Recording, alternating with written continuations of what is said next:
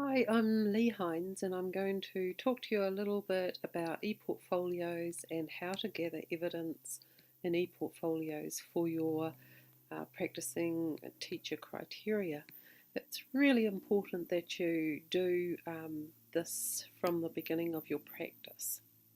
You might think about, why do I want to have an ePortfolio? Um, Three really important reasons for having an e-portfolio. First of all, you might want to use it as a showcase. In other words, showing your best work, putting your best foot forward. Secondly, process portfolio tells people how you have progressed from one stage to another. So it's like a learning journey, and it's showing process of learning. The third reason is for accountability, and for your purposes probably this is the most important at the moment.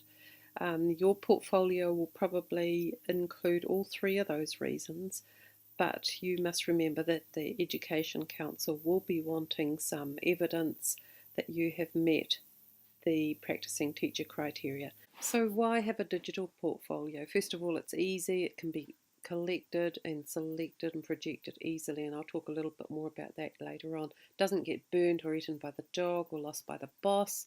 It can consist of multimedia easily, collected by the phone, your camera, your iPod or iPad, and it can be easily shared with the right people. So the second thing to consider is, how are you going to make up this e-portfolio? It's important to remember there are actually four main stages in putting together an e-portfolio. First of all, you have to collect stuff. Really important that you remember to collect stuff, because if you don't have anything on your portfolio, it's going to be hard to select the things that are relevant or reflect or project them out. What platform should you use? What you want to make sure is that you're not just collecting it on your computer. You want to move your artifacts from your computer into the cloud. In other words, you don't want it stored on one central device that's going to perhaps blow up and you lose it all. You want to put it up into the cloud so that you can access it any time. There are a lot of different cloud-based platforms that you can use. Some of you may be familiar with My Portfolio, which the ministry has been funding. You may decide to use a Google site or a Weebly site. I have made a template there on Google Sites, and I have a couple of videos that will help you go through the process of organising your site. You might choose a blog, which is also in the cloud, and I do have a video on that as well. The next thing you might want to consider is, what kind of things are you going to put into your e-portfolio? Let's say the most important thing that you should try and record is your teaching as inquiry. So PTC 12 actually requires us to inquire into our practice, and recording your inquiry will more than likely cover all 12 of your criteria. So as you're, say you're trying to improve the literacy levels of a group of Year 9 boys, for instance, you might find out a little bit about them, so you are developing relationships, which immediately meets practicing teacher criteria 1, and you can report on how you've done that. If you want to have a look at some examples of using practicing teacher criteria using e-learning, you'll be able to find it on TKI. There's examples for each criterion using e-learning. Also, that's very useful to go to.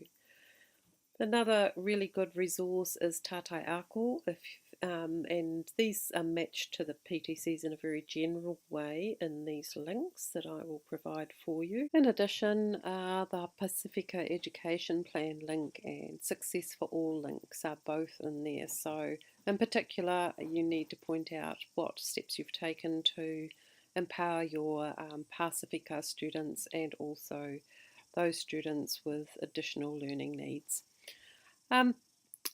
Whatever you record, it's really important that you reflect on your evidence. So John Dewey, well known for his quote, "We don't learn from experience, we learn from reflecting on experience." Robert Mazzano calls reflection the final step in a comprehensive approach to actively processing information. So what you're doing is taking your information and thinking about, what did you do? What did you trial? Did it work out? Why do you think it didn't work out? Or why do you think it did work out? What made it a good strategy for you? So reflection, it's an integral part of the ePortfolio process. It's a way of ordering your thoughts, checking on the validity of your thoughts. Integral part of learning, essential for teaching is inquiry, and it's the characteristic of a lifelong learner and allows others to critique your ideas and provide feedback and feed forward. And it's a way of deciding your new steps and next steps and goals. So, some tips and barriers and considerations.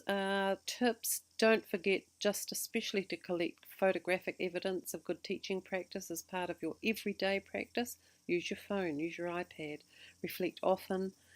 Using a blog is probably the easiest way of having a portfolio, and add tags or labels to your blog, and you'll be able to check out how to do that in the video. Video yourself in class, self-evaluate with a peer, and present digital evidence to your appraiser for regular feedback. So you need to share it with your appraiser and perhaps a critical friend. Barriers is lack of evidence, so don't forget that collection stage. Don't forget to take photos and collect media.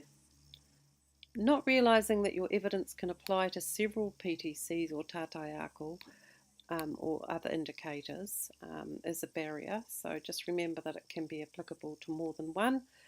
If you don't do regular reflection, you will lose the flow of what you were thinking, where you were supposed to be going. If you make it into a huge task instead of embedding it into your practice, then it becomes a real barrier. You could try StoryHui and just check out storyhui.org online as a way of recording your inquiry. Everything can be recorded digitally. I can't think of anything that cannot be recorded digitally. Write up your inquiry only and then tag it with each of the PTCs and tātai, and then think about what's missing and fill in any gaps. And remember that your inquiry is a spiral, not a circle, so you go back to what were you trying to find out, what actions did you take, what was the consequence. Go back and think about, did you find out what you wanted to find out? You keep on going back until you actually achieve what you want to do. It's a spiral, not a circle. If you want to get in contact with me, I'm happy to talk with you about any of these considerations. Right, just as the last word, I suggest that you take a photo of what you're doing right now, and or a video, and write a reflection about what you've learned in this little video and how it will help you grow professionally, and whether it has or whether it hasn't. And once you've done that, you can upload your photo or video to your ePortfolio and tick off Practicing Teacher Criteria 4, which is demonstrate a commitment to ongoing professional learning and development of personal professional practice.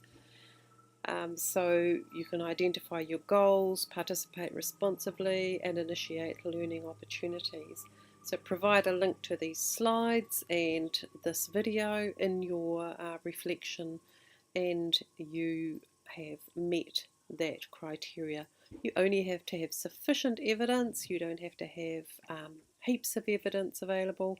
If you're recording on your inquiry, however, the more you have, the more in-depth your inquiry will appear to be, which is a really positive thing. Good luck, and onwards and upwards.